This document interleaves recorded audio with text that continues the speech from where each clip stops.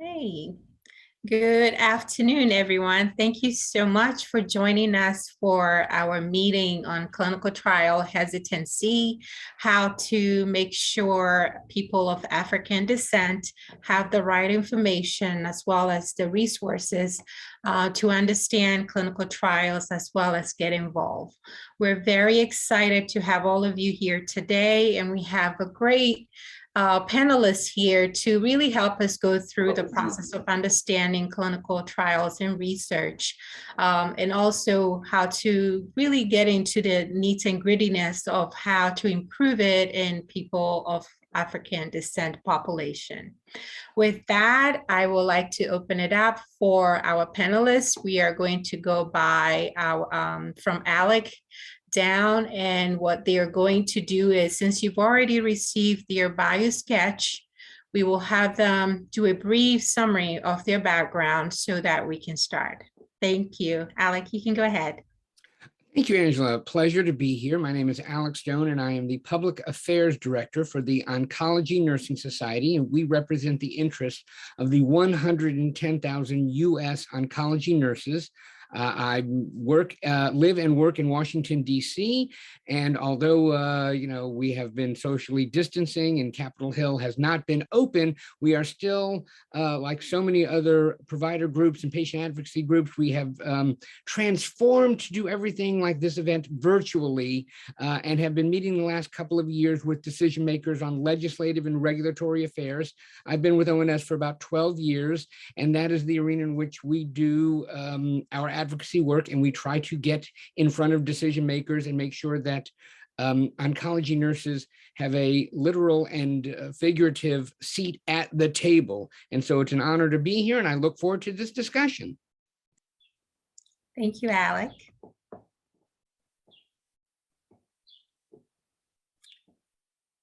Oh, I'm sorry, Dr.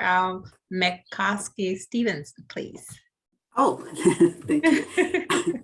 I'm Werda McCaskill-Stevens. I'm a medical oncologist. I'm the director of the NCI Community Oncology Research Program, which is a clinical trials network that takes access to clinical trials in the communities in which patients or individuals at risk live.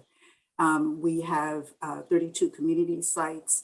14 of the community sites, in addition to the 32, are directed to minority and underserved communities. By definition, being greater than 30%, either racial and ethnic minorities or rural. So we have a very diverse research portfolio of clinical trials, treatment, cancer prevention, screening, symptom management, and I'm delighted to be here today. Thank you. Wendy. My name is Wendy Garba-Mayo. I am a nurse practitioner. I'm also an oncology clinical scientist with Janssen Oncology.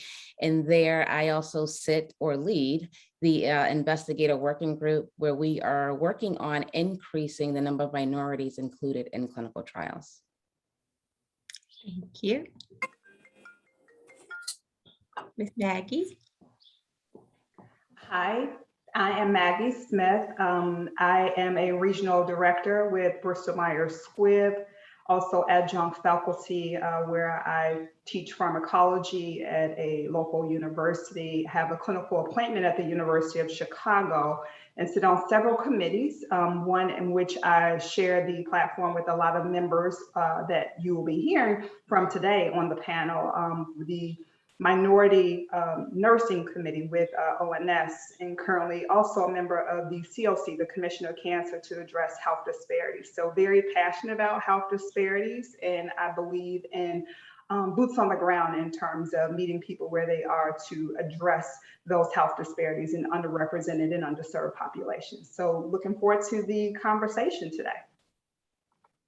Thank you, Maggie. And our last presenter, Dr.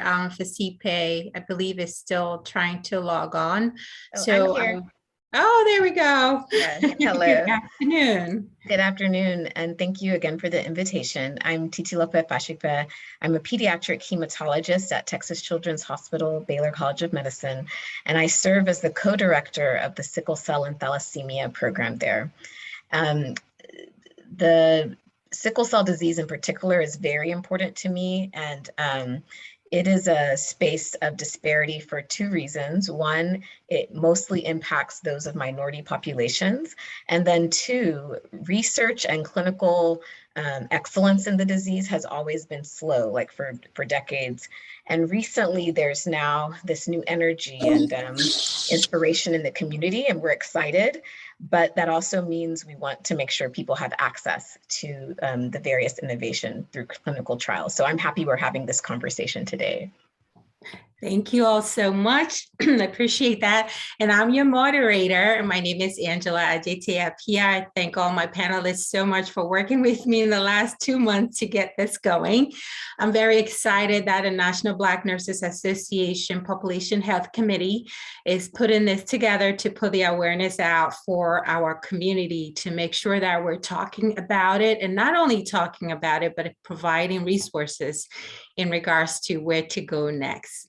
My passion has been in clinical trials, disease prevention, and as part of the committee, I am basically the member who is leading this initiatives in clinical trials and disease prevention and health promotion. So we're very excited to have all of you here. I am going to start off by asking each panelist the same question, and we will start with Alec, and all of them know their numbers, and Dr. Fasipe will be the last person answering each question.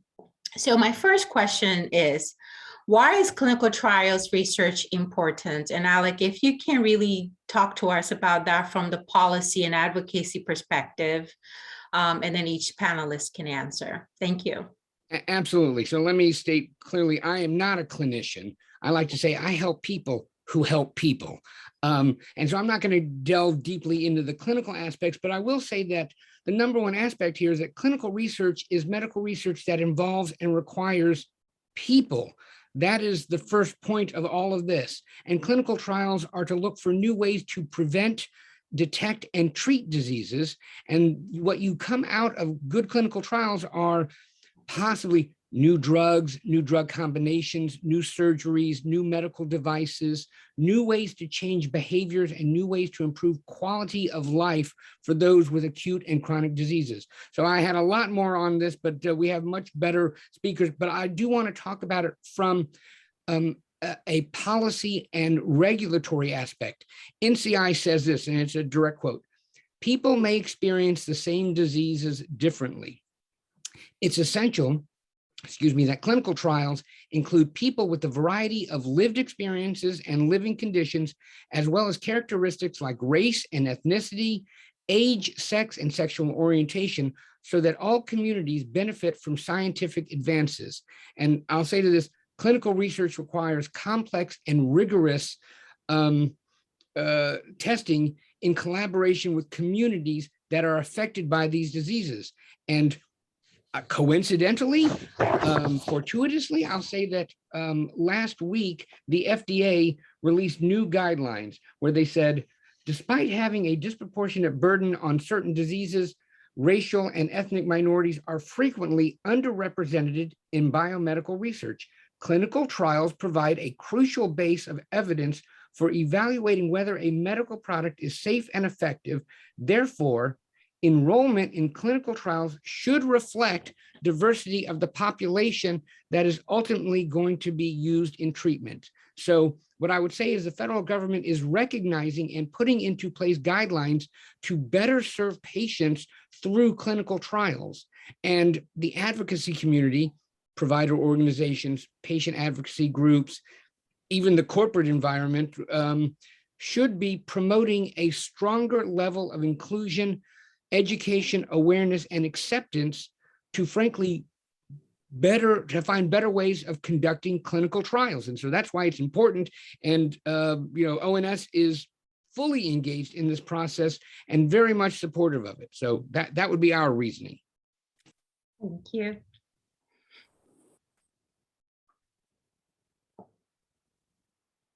Oh, I'm sorry, Wendy, you can go ahead. So clinical trials is important. I think Alex summarized it very well, but it's really, clinical trials, the purpose of it is to provide safe and efficacious compounds to really extend life and quality of life. So if we are not engaging in clinical trials, it's going to be really hard to find therapeutics that can treat or manage diseases. So they're important really for quality of life of society in general. And like Alex pointed out, it's important that everyone is represented, because everyone is impacted by different diseases. So I'll leave some things for my other panelists to kind of hit on, but it really is for quality of life and extension and prolongation of life. And Dr. Mikowski-Stevens, please. Well, just to add just a few comments, I think that it's important to recognize that all the current therapies that have been efficacious that we have now have really been derivatives of clinical trials providing the evidence. I think that we are at a very exciting time in the science, and there's so many advances that are coming about, and it's important that we have populations in our clinical trials that will make things generalizable for us. I think clinical trials are important not just for the individuals and their families, but also for the institutions, because we need to appreciate that most individuals will have, if they have a primary care physicians or other disciplines involved, will often seek advice from them. And I think one of the things that's important is that we have a team that promotes clinical trials so that we can get all populations into clinical trials.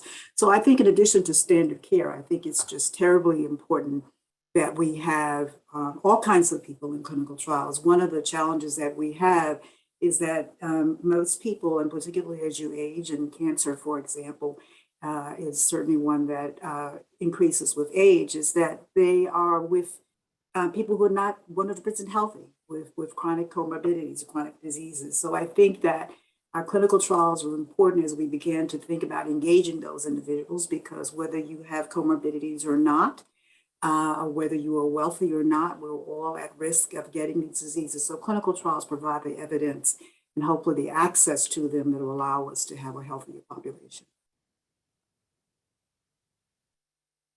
So my stance on that, not to echo any of the points that the panelists have already mentioned, is just that it's important that we continue to study diseases that predominantly impact people of color.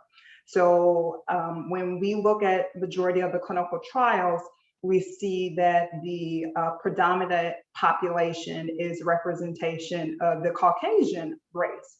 So we have some of these diseases that some of our panelists have mentioned. We have cardiovascular disease, we have breast cancer, we have prostate cancer, we have multiple myeloma, just to name a few, lupus. These are diseases that impact people of color, specifically African Americans, and which that the rate of mortality is significantly higher than other races. So it's important that we have people of color to have a seat at the table to address some of these disparities, so we can get a better understanding of how these new compounds, these novel agents, work with African Americans, so that the outcomes can be fair and just, and that the data can be sound enough to help the clinician make an informed decision in regards to the best approach for this particular person's care. So that's my take on that. I'll just add, because I agree with every other speaker, is that for me, the importance also lies on the concept of what is true quality of life, how do we achieve it, and how do we consistently raise the bar? So quality and quantity of life. And of course, in populations that are more likely to experience increased mortality for various reasons. And so every drug, every vaccine, and every even way we use the drugs, like the method of the types of treatment, come from a clinical trial or people who were looking to see how can we make this better. And sometimes it's not even just about the drug, it's sometimes about your experience with the drug too. So you'll notice that some trials aren't even about giving you medicine, but about how does that medicine make you feel and how can we do better? So they're important because they're examining all the ways that we have our standard and how do we make that standard even better and higher. And to the point for those from African descent populations, it's extremely important to be represented in every aspect and slice of the community. And this is one that has to do with our livelihood. So yeah, so for all the reasons that my colleagues already stated, I'm completely agree. Okay. Thank you all. The next question is, how can we make sure population of African descent are involved? So we've talked about the importance of it. We do know that we're currently really lacking in the amount of people involved in clinical trials and research, whether it's sickle cells, whether it's cancer, it's diabetes. We can start with Alec and then work our way down.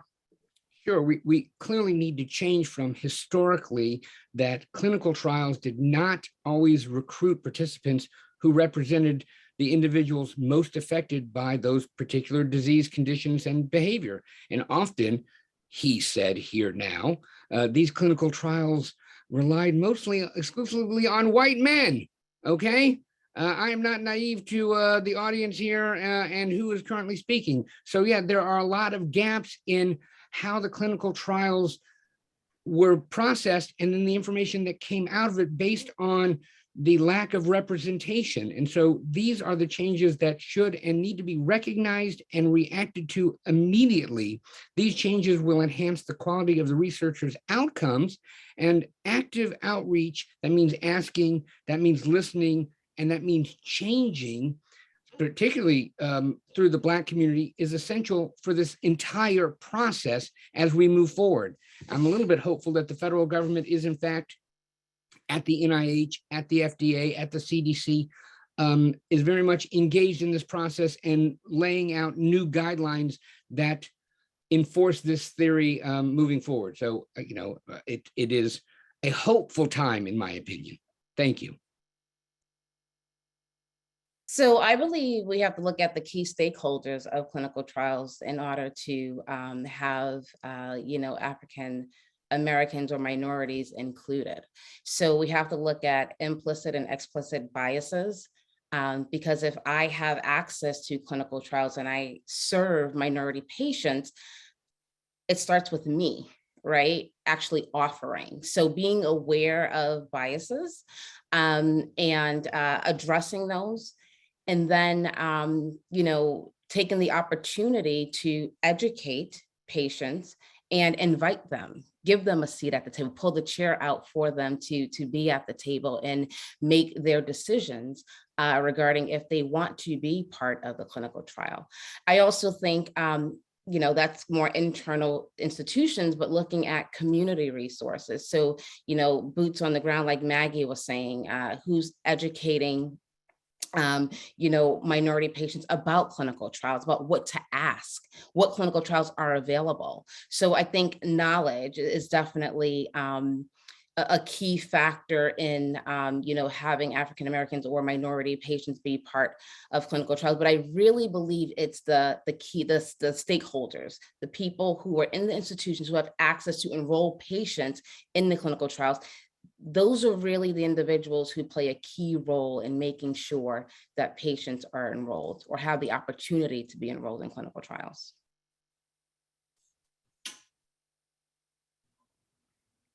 Dr. Stevens.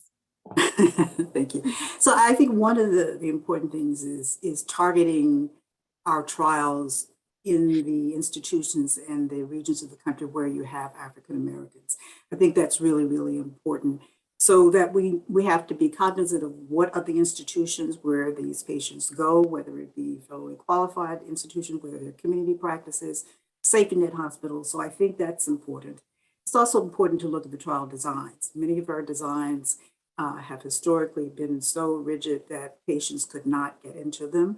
But I think there's also a big component of education and all of the stakeholders being having a consensus about educating patients about clinical trials. And it's actually our important trials are not just drug interventions. There are trials such as exercise intervention, looking at after adjuvant breast cancer, for example. And that's really important because we know that there are many populations for whom obesity, or have higher rates of those among various populations, particularly racial and ethnic populations.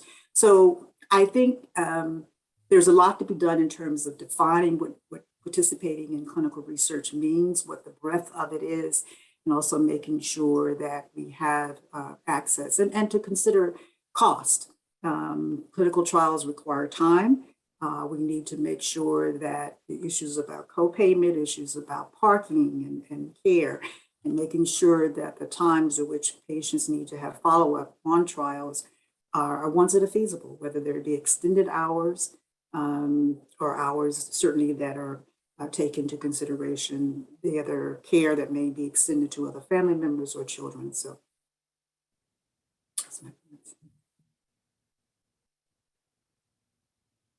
just to elaborate a little bit on the points when we talk about our stakeholders, I know we touched bases on the clinicians themselves in terms of them being self-aware and feeling comfortable and confident enough to offer patients a clinical trial.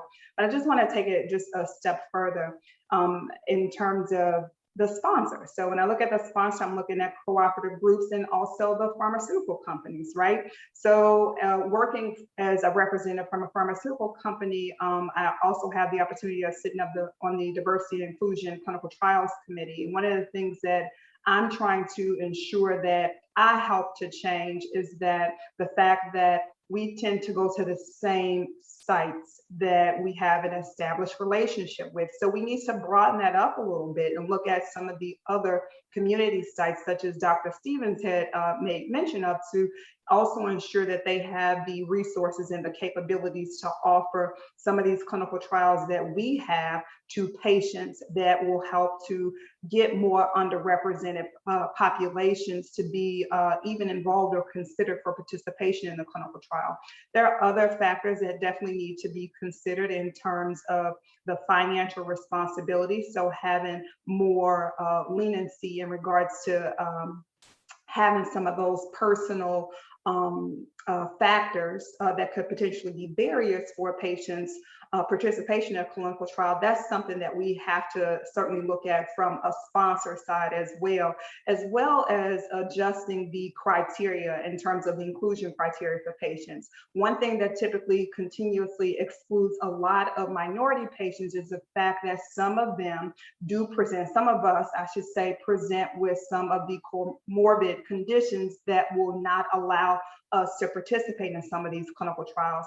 But some of these diseases have been well controlled. So I think with the help and the guidance of the federal government in terms of making it a mandate that other companies, all of the key stakeholders, take a different lens and approach in regards to clinical trials, I think at that time is when we will see more inclusivity of diverse populations.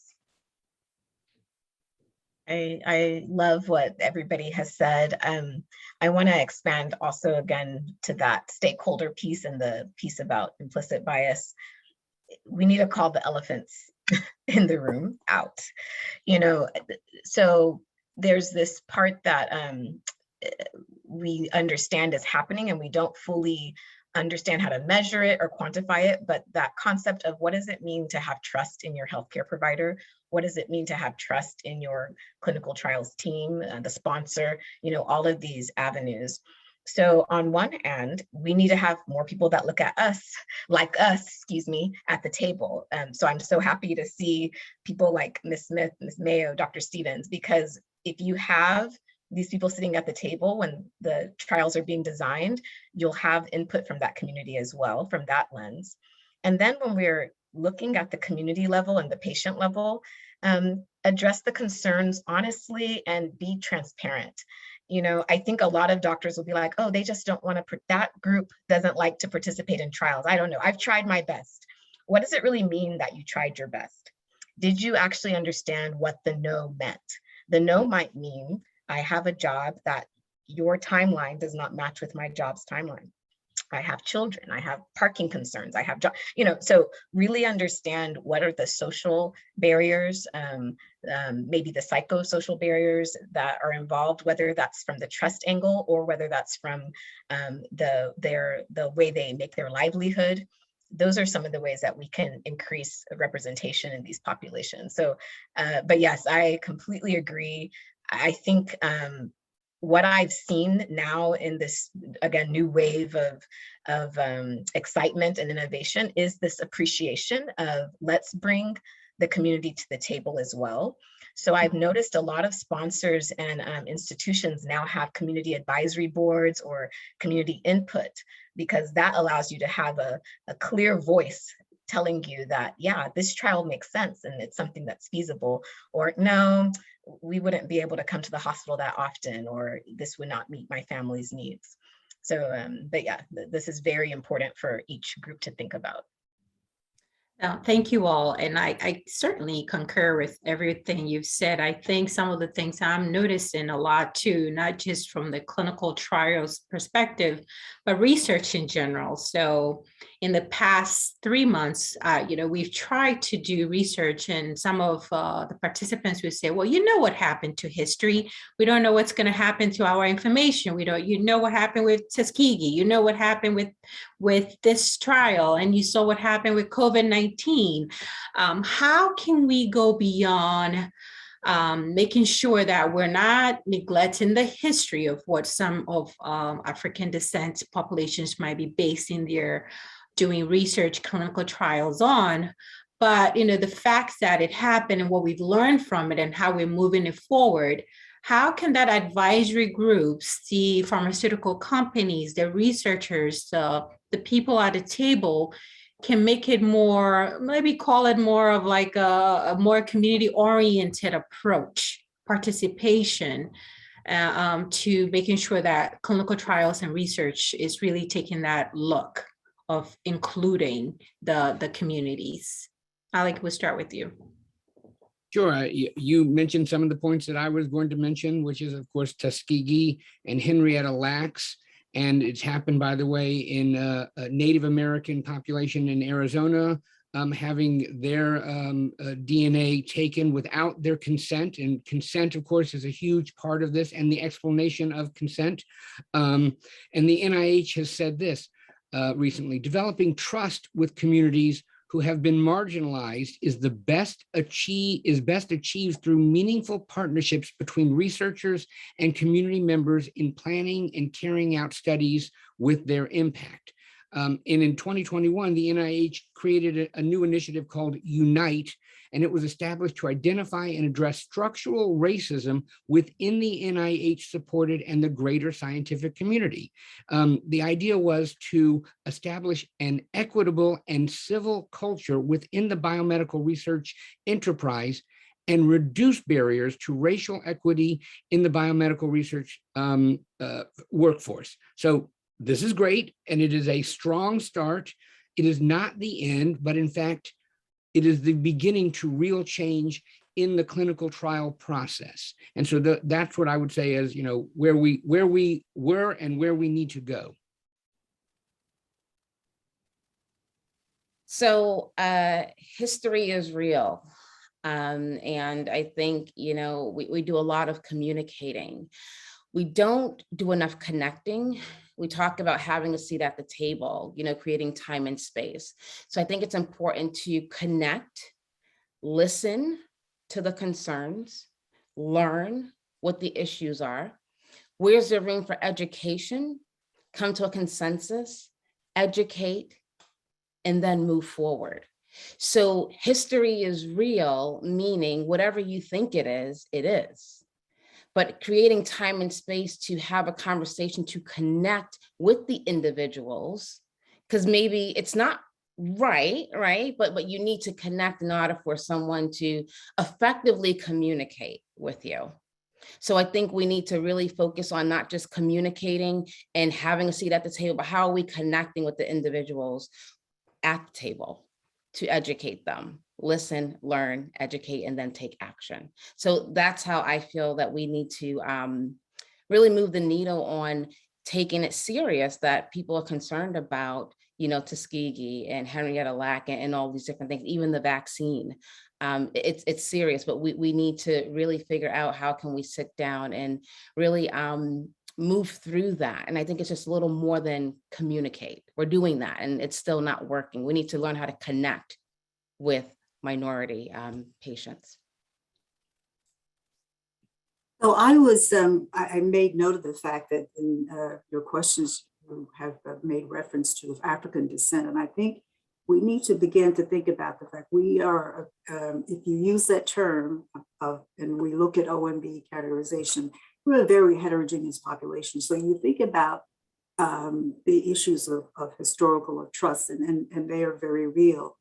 There are also members who come from countries where there's no screening, where they don't talk about cancer, in different cultures. So I think that we need to think about ways in which we can disaggregate this population. And in a similar manner, we think about disaggregation for Hispanics, whether you're Puerto Rican or you're from Costa Rica. And I think we need to think about what are the trust issues? What are the barriers, whether you're coming from the Caribbean or whether you're coming from East Africa. So I think that's really very important. I'd like to take the time to plug, because this is talking about the National Black Nurses Association. We need researchers that look like the populations. I can tell you, having sites throughout the country, that not only are the majority, most of whom are white, clinical researchers being ruled away, certainly from the government, because we don't fund enough as well as lucratively as our industry partners, but the experience is there. And I think, we talk about having someone to communicate. So it's not just the physicians, but we need the nurses, we need the nurse researchers, we need the primary care physicians to be on board and being able to talk about the pros and cons of clinical trials. I have found in my practice that it's always nice to be able to tell the patient about a trial that they can relate to. For example, we recently had a trial looking at peripheral neuropathy of some of the agents, the platinum-based agents that cause peripheral neuropathy. Well, of course, there is a concern because we know that, for example, that is an associated pathology with diabetes. So you want to know, okay, here's a person who has a high risk of diabetes, but they may get a cancer for which we're going to use an agent that's going to cause peripheral neuropathy. So if you talk about it in the context of this is what it might mean to you in your life, to make it real for them, not just necessarily talk about, we need to talk about the trial, we need to talk about the disease, but make the trial real for that person, make them feel like, well, this is something that might happen to me and maybe I might be able to benefit, or my family. So I think those are important points. So as I'm sitting here listening to all of my colleagues, as they have so eloquently highlighted some very important points, I guess my key takeaway from this is to, one, I'm just going to use the acronym ACT. So you have to acknowledge what happened. There is some validity to some of the history of what has happened to us, and it wasn't right. So acknowledge that it was real. But with that, I found that so many myths accompany the perceptions of history. So here's where we need to correct those misperceptions and the uninformed, to give them the correct information and the facts of the events that actually transpired. And then after we do that in terms of our education and acknowledging and correcting it, then as Wendy stated, we certainly need to be able to take action. So now it's time to kind of put our mouth where, our money where our mouth is, if you will, in terms of, now we've done everything to ensure that, we've acknowledged the past, we've corrected the misconceptions and the miscommunications that transpired in the past. But now let's continue to move forward and take action to correct and empower others so that we can continue to make informed decisions and be represented in clinical trials, so that we can get a thorough understanding of the genetics, race, all the many factors that contribute to how some of these compounds and devices, et cetera, work differently with individuals from an African-American race or heritage. So we just need to make sure that we do those points so that we could continue to move forward in the positive direction to address the diversity that we see in clinical trials. Oh, love that acronym. That's great. I don't think I've heard that before, and I will take that with me. Part of that action step, I think, is making sure people know that when I am a researcher or a clinician, I have to get that education about the history now. Every year to 2 years, I have to take a training that reminds me of history, of all the depravities that have happened from Hitler's time period to everything that happened to during the slave time period. I mean, just so many things. And, there are things missing, I will say, and I've noticed that they would update it every once in a while as well to make sure that we're getting the most recent knowledge. And then I have clear understanding of why things are different now, which rules and regulations kind of now are allow for protection. So I hope that brings some comfort to families to know that, okay, all the researchers who are participating in this trial understand the history. Well, maybe I should not overspeak, at least have received education on the history. And maybe as a community participant, it's my job to give them that clarity. But no, I love the act, just everything that was stated. We have a lot of work to do. And I think to the point that I made last time, I hope it's less blaming the community for not wanting to participate in trials and more understanding the barriers that our society created that allowed for this to happen in the first place. So definitely, I think you just sum it up. Education is not enough. It's the action, it's the follow-up, it's listening, it's making sure that we have that advisory groups that are set to say, okay, here's what we need in this community versus that. And as we mentioned also, it's an African descent, even our own population is very diverse. And understanding that perspective of how we introduce clinical trials and research is very, very important. I think we have to make sure that us with African descent also understands that perspective of care, and making sure that once we understand that, then we can understand the communities that we're trying to make sure that we're embracing into the clinical trials and research. And I strongly believe that having us involved is very, very important and crucial in that steps of doing that. We've mentioned a lot of things that currently we categorize as social determinants of health. So where we live, the transportations, the psychosocial needs, the tools that we need to make things better, the resources that we need all plays part in if a person really wants to make sure they are into clinical trials or get involved in research. What are some of the examples that ways in which we can positively impact the population of African descent to get engaged in learning?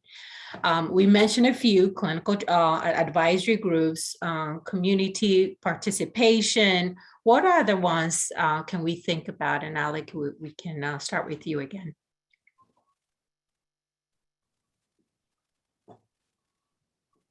There we go. In terms of advocacy and awareness, I mean, we've spoken a lot about this, but if you're directing this to decision makers, people who have the authority to change the system, and that means writing guidelines, federal regulatory guidelines, or putting money behind investment at the NIH or the FDA or the CDC for these kinds of issues, then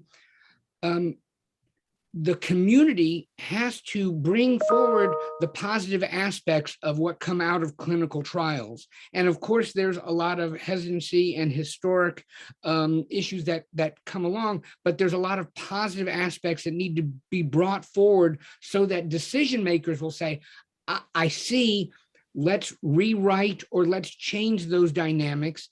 And so for congressional staff and elected officials, for regulatory agencies and regulators who sit there, who are often clinicians themselves, and decision makers, activists, and the media and social media these days, bring forward the positive treatments and the possible treatments that come out of diseases, that come out of clinical trials for diseases, that patients may be more active in their own healthcare roles, that researchers may provide patients new opportunities for medical care and much more frequent interactions during that process, and that patients may have the chance to help others get better treatment as they move forward.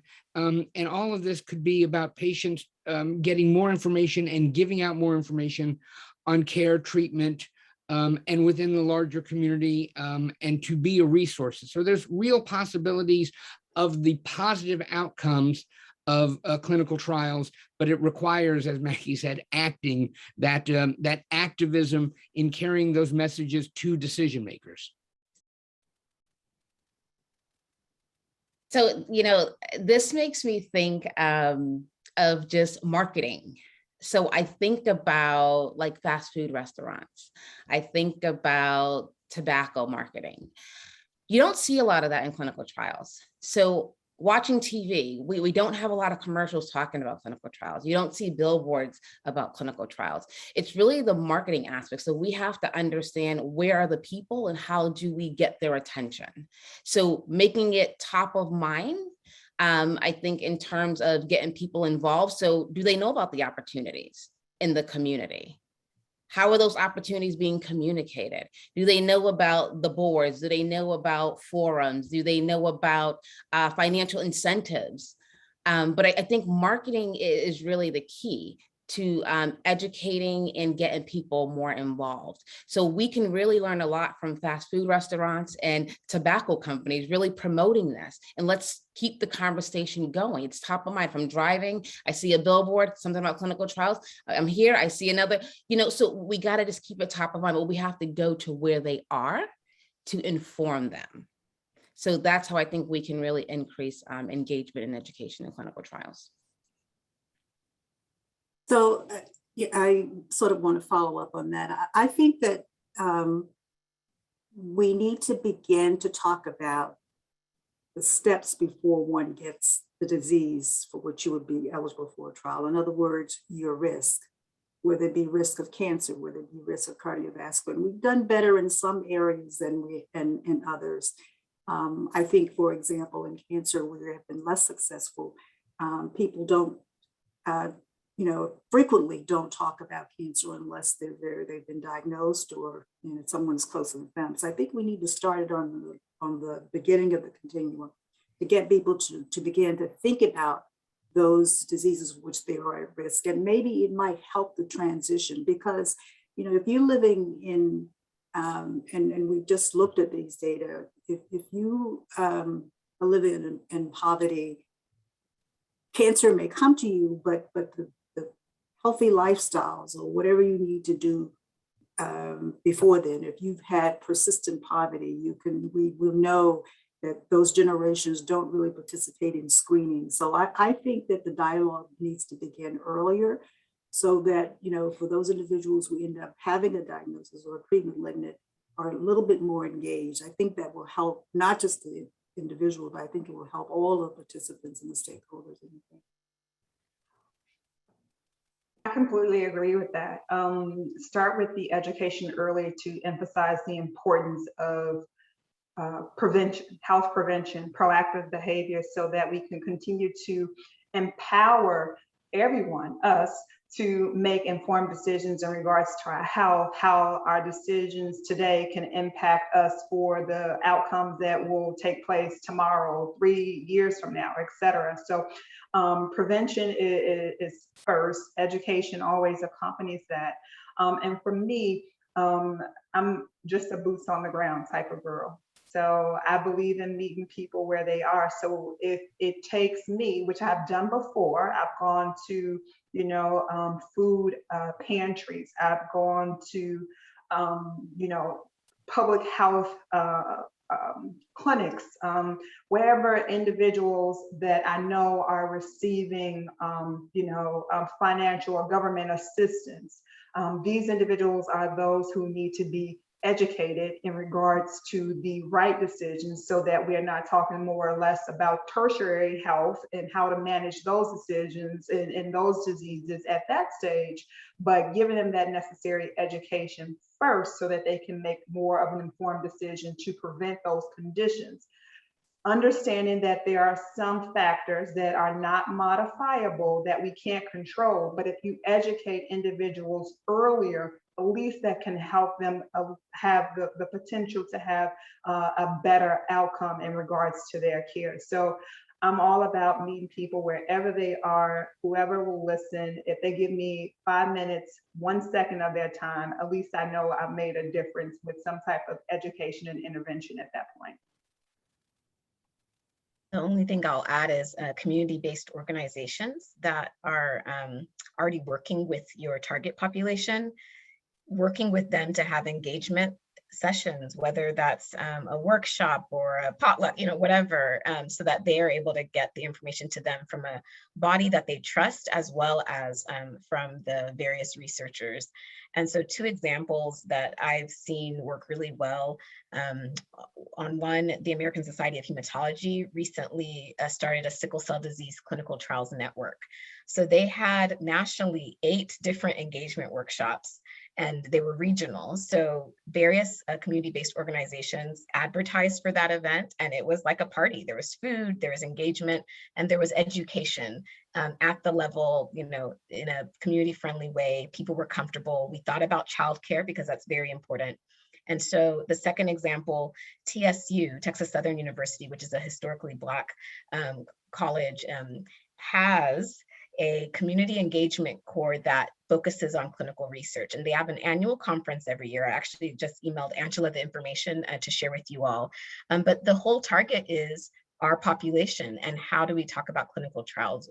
What are the things we can learn? And I think you'll find that there's some interesting engagement ways. They have skits, they have music. So lots of ways to make sure you're meeting people where they're at.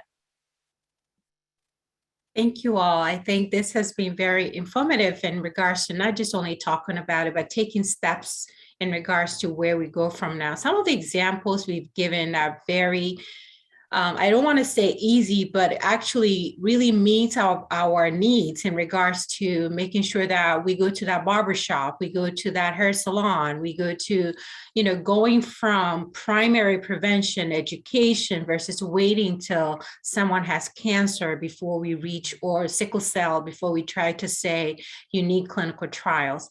Since this is a nursing forum, National Black Nurses Association, and we know we need more researchers, I have to ask this question. One of the things that we know currently is happening is the All of Us Research Forum, where even if you're not a researcher, you are a bedside nurse, or you're a community public health nurse, a population health nurse, pharmaceutical nurse, you can be able to encourage people in that way, because not everybody has that clinical trials research forum in our areas. I have seen, to your point, Dr. Fasipe, people going to churches or mosque to do these teachings from the start. How can we have some sort of resource tool for nurses to be more engaged in more of these initiatives to teach, even to teach the nurses so they can teach their community about clinical trials and research? I'm going to, as a non-clinician, I'm just going to say that doing the things that have already been said, meeting people where they are is the best way to do that. And nurses, as the most trusted and ethical profession for 2 decades in a row now, are a great avenue for symptom management education. And just taking ONS as an example, we have, represent 110,000 US oncology nurses, getting them through the professional society that information and allowing them to disseminate that to the respective populations is the best way to sort of meet people where they are and speak to them through culturally competent educational tools that people hear what you have to say and understand the message that you're bringing to them. And nurses are a great tool for that. I think empowering nurses to understand that they are not just nurses at the bedside. You know, we are nurse leaders, whether we're in the hospital or not. And what does that mean to you?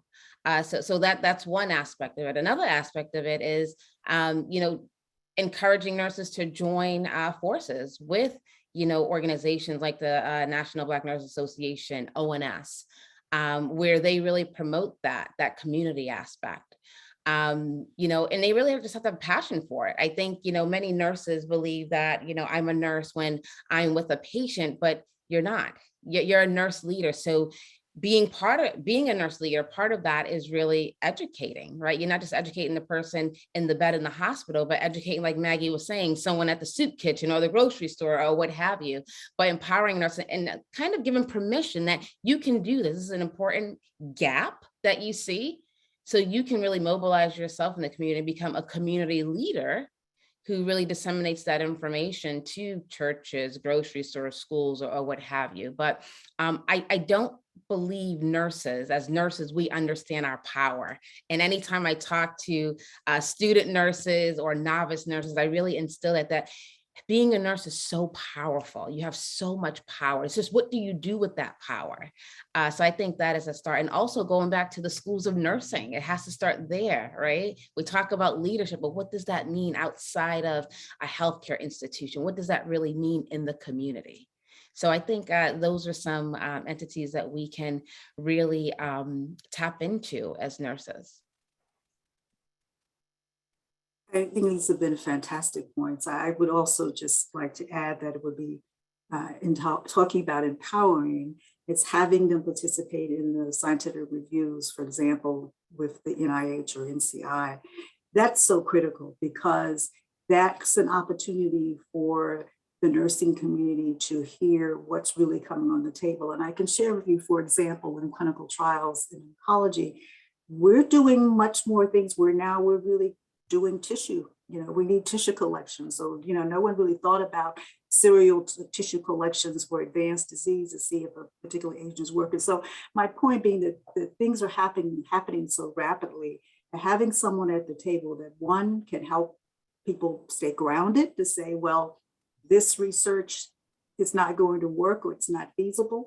But not only that, but being at the table to hear what's going to come out next, what's in the queue, so that they can go out to the communities and talk to the community and say, well, you know, what you thought was going to be a therapy may not be what may be explained to you when you have this or that. So I think I would make a plug to empower the nurses to be engaged in some of the scientific reviews, some of the development of the protocols. There are so many roles that one can play at NIH, and I'm speaking for NCI in particular, but the review boards, the advocacy board, being on the advisory boards for the cooperative groups that actually develop the trials. There's just so many roles and opportunities. I think would be so wonderful to have representation from nurses and minority nurses in particular. So it takes a village, right? We know it takes a village to raise a child. It takes a village to tackle this initiative. The one thing that I will also like to just state is that leadership is not just about having the official title. We all are leaders in our own way, in our own right. So we all can contribute to making advances in terms of diversity and inclusion. One, with our network of individuals, we already heard in regards to several organizations that we can continue to partner with and become involved with to help spread the word. Your network is so important because your network is your network. We've all heard that term before. So taking advantage of that is a huge opportunity to continue to empower others to see the importance and the significance of this very delicate issue that we have heard for decades. Now we just need to continue to work together to address this and tackle this issue. And again, if it requires the federal mandate, the guidance that's needed to move the needle, so be it. But at this time, I'm still certainly committed and utilizing my entire network to continue to spread the word to address that minority minority representation in clinical trials is very important.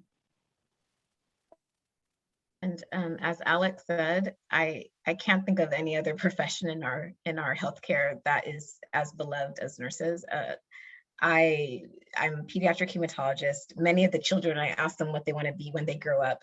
So many of them say nurses because they remember the compassionate care that was given to them. And yeah, it hurts my feelings, but whatever. But no, they really love nurses. I'm also partial to nurses. My mom's a nurse. And I just feel that I've heard so many nurses talk about how I'm an advocate for my patient. I'm an advocate for my patient. They say this a lot. And I love it when they say that, because it means that they're really trying to put the patient first and think about all the things that are necessary for that patient to have a beautiful life, a better life, a healthy life. And research is one aspect of that maybe as a nurse you haven't fully appreciated before.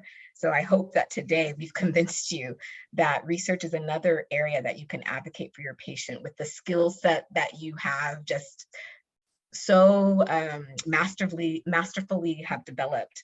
It's amazing. So anyway, I can't echo that enough. There are research nurses as a position. Even if you're not a research nurse, but you're a nurse coordinator or a nurse practitioner in a center, your engagement with the research trial process, trust me, it makes a world of a difference. Thank you all so much. I think we've really summarized what we need in regards to knowing the community, making sure nurses are advocating no matter what your role is, getting more involved in clinical trials, having more people that look like us, African descent, at the table, making sure resources are very diversified, making sure reaching the community in different forms, whether through a party, through church, through the mosque. I think the next steps for all of us is really to make sure that we're using what we've learned today to move forward. And with that, we'd like to open it up for a few questions. And I would start with the fact that we have one person mention the STEM program, which really is a very, very early on development program that really showcase science and technology. And currently, I think nursing and clinical trials might be part of that we should actually aim for in regards to policy and advocacy. I do know several, including the Black Nurses Association, the Oncology Nurses Association, have Hill Days, where a group of nurses will go to Capitol Hill and advocate for certain things in their communities. It's another way for all of us to get involved when we have these national capital days, to be able to go to Washington, D.C. to do these things. And also in our own communities as well, whether we're reaching out to our congresswomen, our senators, our representatives in our areas. It's all part of that advocacy that we can take to move things forward. And with that, we'll open it up for a few questions from the audience.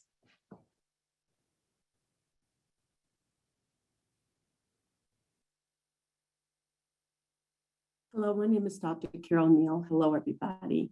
I guess my question would be, is there a list where that lists all of the different clinical trials in case someone was interested in being a part of a clinical trial on lupus or kidney disease or whatever that disease might be? Where could we find a list, and where could we find these advisory board organizations in case we wanted to get involved? Thank you. Dr. Vestipa, we'll start with you because I know the Sickle Cell Society has a lot of that. Yeah, so sometimes it depends what specialty you're working in. So for hematology oncology, there's actually a nursing organization called for pediatrics specifically, APON. I don't know if any of you have heard of it, Association of Pediatric Hematology Oncology Nurses. Now, this group actually partners with a lot of other groups. So recently, like as of fresh off the presses yesterday, they released a joint statement. The nurses with the pediatric hematologist released a statement on transition for sickle cell from pediatric to adult. So when you are in specific field, there's sometimes a nursing body that is associated with that field.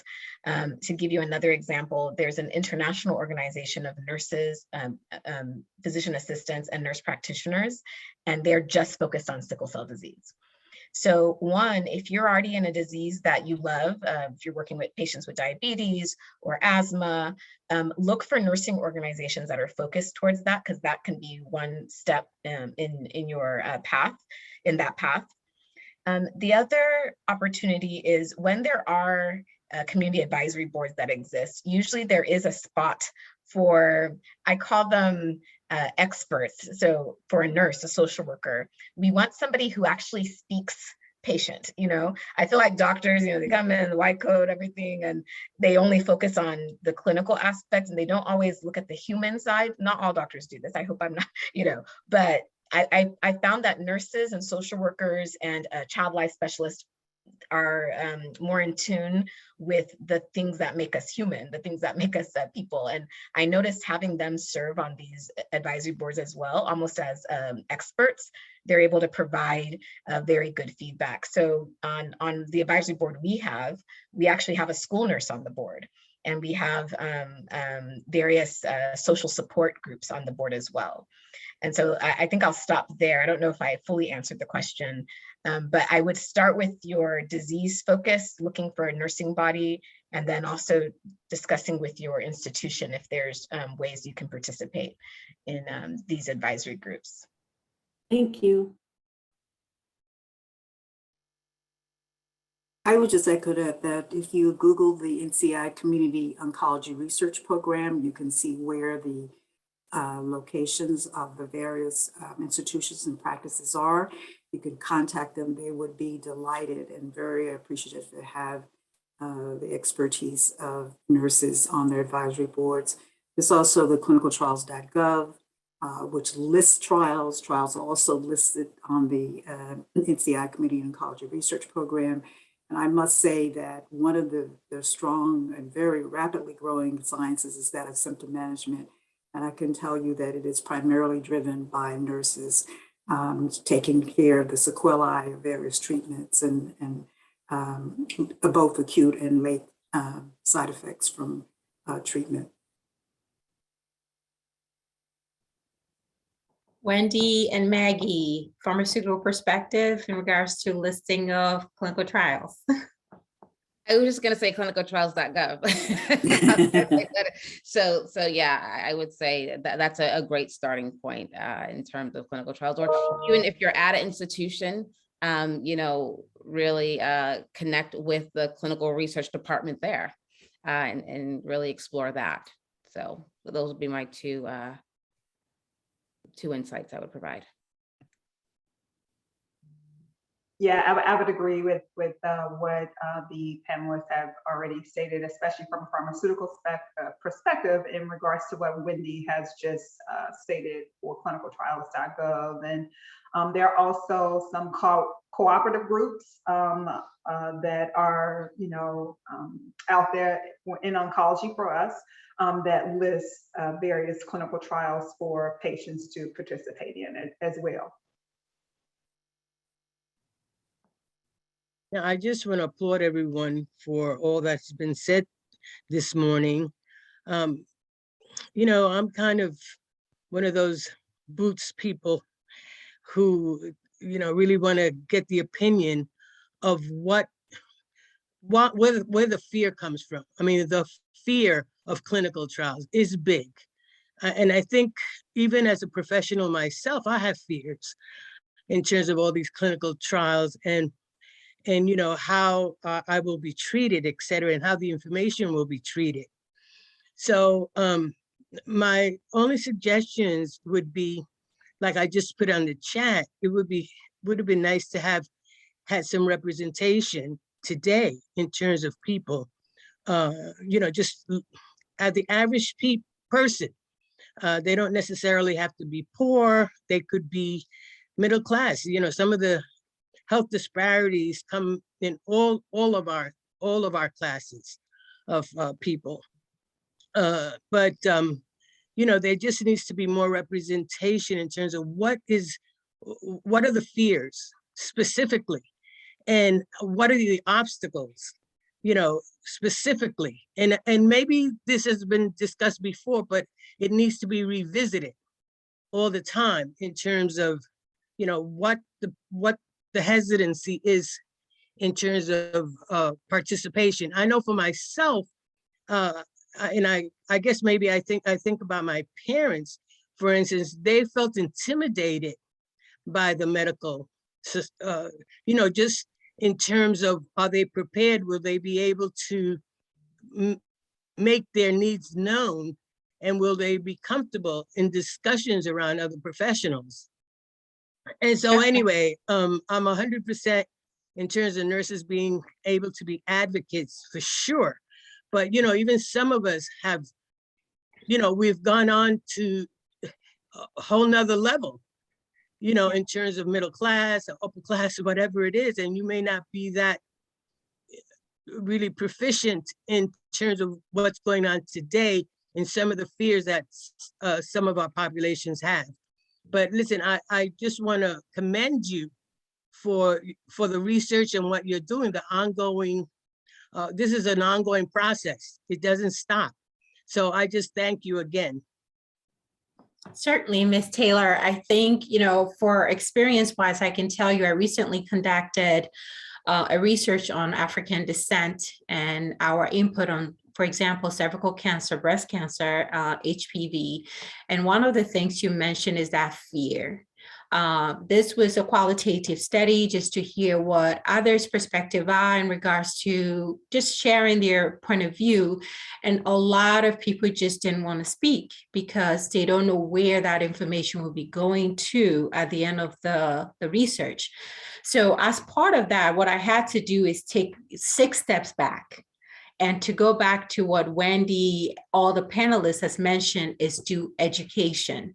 So before I even started that research, I had to go back and do a forum, about 60 forums on Zoom because of COVID, and do just education about breast cancer, HPV, cervical cancer, hear the perspective before I even start individually interviewing people. So you're right. I think some of the fear is because the marginalization, the history. However, us researchers and just being a nurse, putting ourselves out there to make sure people feel comfortable before they start, knowing about clinical trials, I believe is very, very important. And that's where every nurse can be part of that.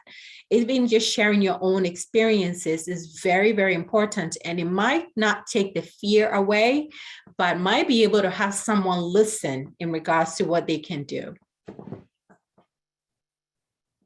Can I just add to that? So I just want to thank you for your comment, Ms. Taylor. And you see me here as a nurse leader, as a clinical scientist who is involved in research on a daily basis. And in terms of speaking for the patient, my mother specifically does not trust healthcare, despite her daughter being a nurse, being in healthcare. And I'll give you a personal example, the vaccine. So the vaccine came out and my mother is not vaccinated because she does not trust the system, despite the research, despite me being a leader, despite me doing research and educating her. So I don't force her, but I meet her where she is. So we have conversations about it every so often. But I think it's something to consider that even though we're here as professionals, nurse leaders, in our personal lives, in our personal family and friends, we have these conversations. So I speak to that just from a personal experience. My mom, just really not trusting the system, despite who I am or what I do. So I want you to know that I do come with that perspective, not just that, I am a nurse scientist and nurse leader. So I just wanted to share that personal story with you. But thank you for letting us into your insight. Just want to take a minute to thank everyone. I will put my email in here for the audience. If you have more questions or would like to hear more, or a second or a third forum about this, we can certainly work on this. Black Nurses Association, the Population Health Committee. I would like to thank all of you, our panelists as well. Definitely extremely thank you for making sure this happened. And hopefully we can continue the conversation through publications, through having another forum and making it more visible to all of you. And if you're a nurse and would like to get involved in regards to what we've talked about or getting involved with advisory councils and all that, please reach out and we'll make sure we keep this conversation going. So with that, I will put my email in here so you can all have it, and your input to this session will be really appreciated. And again, thank you all for joining us today. Have a good afternoon.